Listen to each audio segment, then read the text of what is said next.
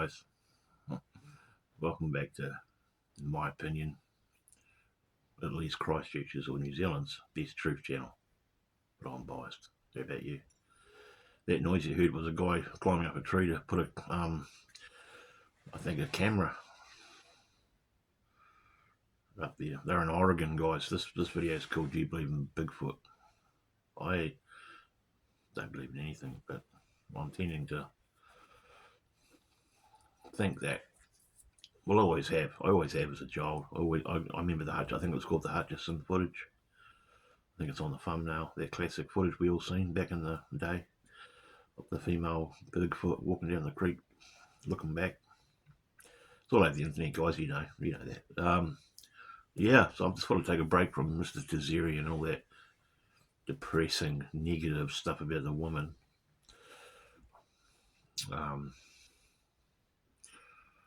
Psyche, or based on psychology, and take a look down the rabbit hole of Bigfoot in this day and age. Lots of great channels about it. Great footage, great content, great audio, vocalizations, amazing. And this happens all around the world where there's a big forest area. You know, Lloyd Pye in the book, Everything You Know Is Wrong, was just sitting up there in my bookcase. Actually, I'll show you. Hang on a second. Well, he shows us maps.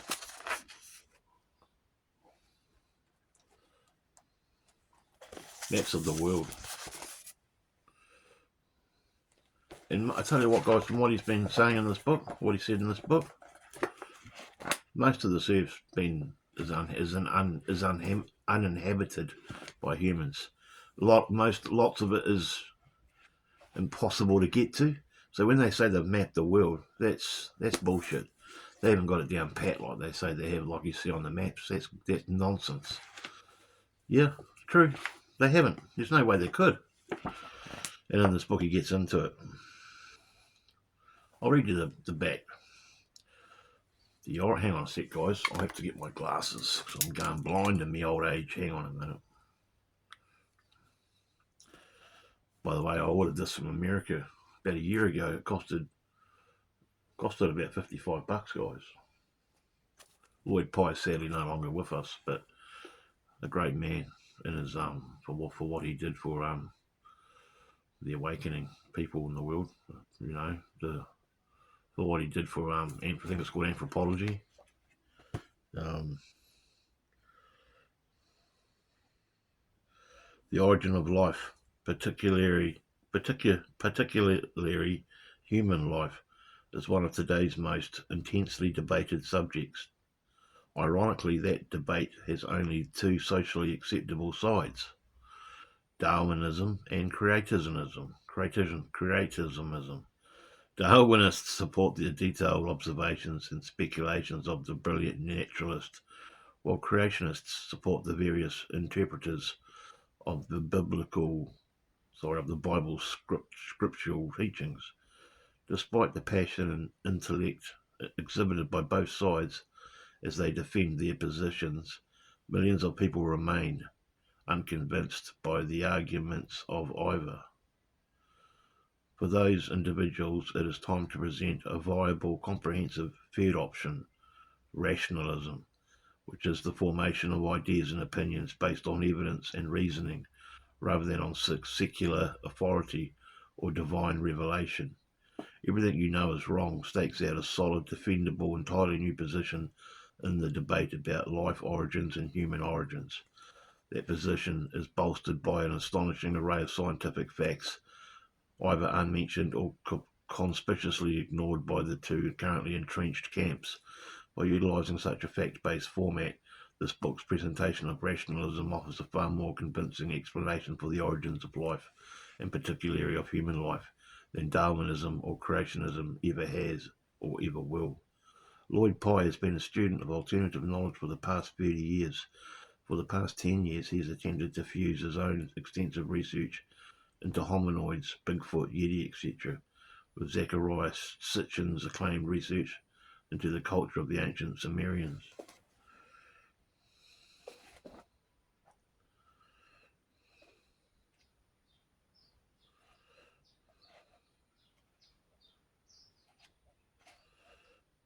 Yeah.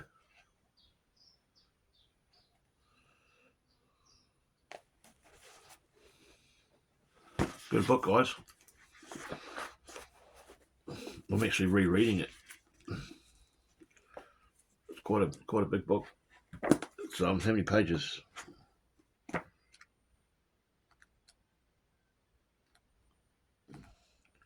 Yeah, 311 pages, guys. Fascinating. Yeah, he goes on about how, the world is so much of it's so remote. So the point, therefore, the point is what he's getting at there is there's plenty of places to hide, guys. You know what I mean? But lots of these creatures are close to campsites and stuff like that. And based on evidence, I mean, there's a hell of a lot more. To me, I'm a logical Farmer Brown type of guy, I think. Again, might be wrong, but for me, in regard to evidence, there's more evidence supporting Bigfoot than there is Christianity. And you can swallow that down and take that one down as however you want to swallow that down. Get as offended about that as all you want, okay?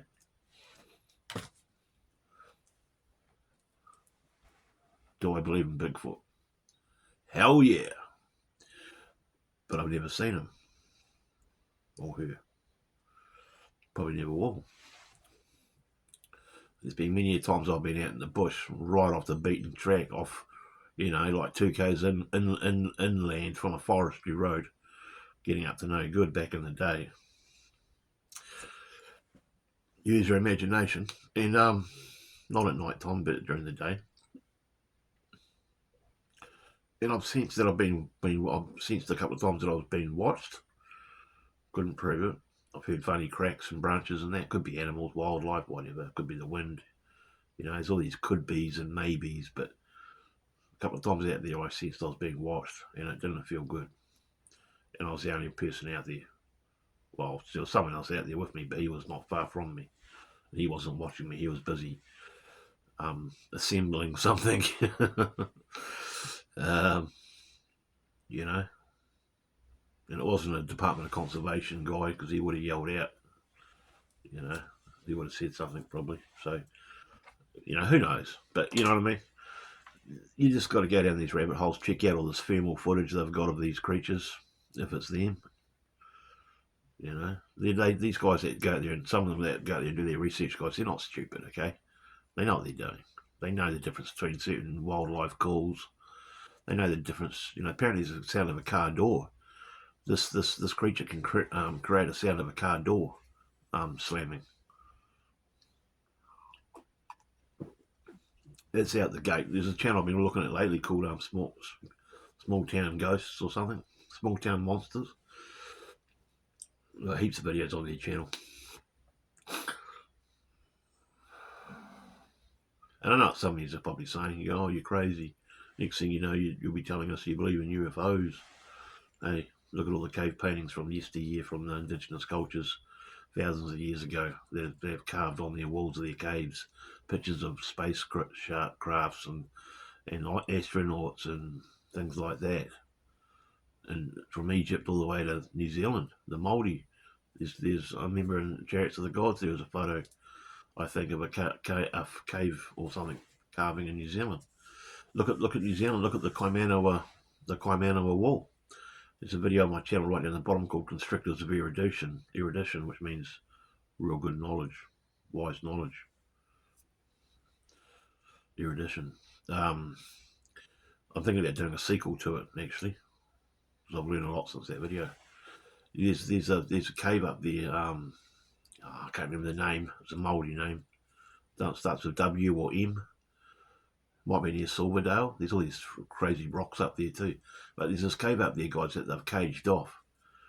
Massive, big iron cages all around the entrance to this cave. And they're saying they're doing it for safety, for our safety or something. Something like that. They made it some bullshit excuse. But they can't be looked into for another 80 or 90 years. And it's basically to stop. It'll just tear away, it'll rip away the treaty in this country, to my overseas viewers, guys, in this country, we have an ethnic, an indigenous culture here called the Māori. Okay, they say they were here first. They were obviously here first before us white men came, but there's been cultures before them. And if that's proven, that'll tip the indigenous concept, and it'll blow away all the treaties and all the money side of the treaties that the tribes are constantly engaging with the government with. They're even in our government now, the indigenous people of this country. And I'm not saying that's a bad thing at all. I'm just saying. But sadly for science and archaeology, these things are forbidden to be seen by the public, even by scientists. You can't dig in them. You can't even get to them. And they made up some bullshit reason. I can't remember the reason. I might have said it in erudition, constrictors of erudition 1, but they made up some phony excuse. But it's basically to stop people going in there, experts, and proving that there was ancient cultures here, which will just blow away the Treaty of Waitangi and all that. That's why they're doing that, guys. Come on, you need to be a rocket scientist to know this. But it's sad. It's sad for science. It's sad for people that want to know about ancient origins, ancient people that were here. You know, I've heard stories that the original people in this country were white with red hair. You know, there's the Moriori. There's the Waiha. I think it's the Waiha. I don't know.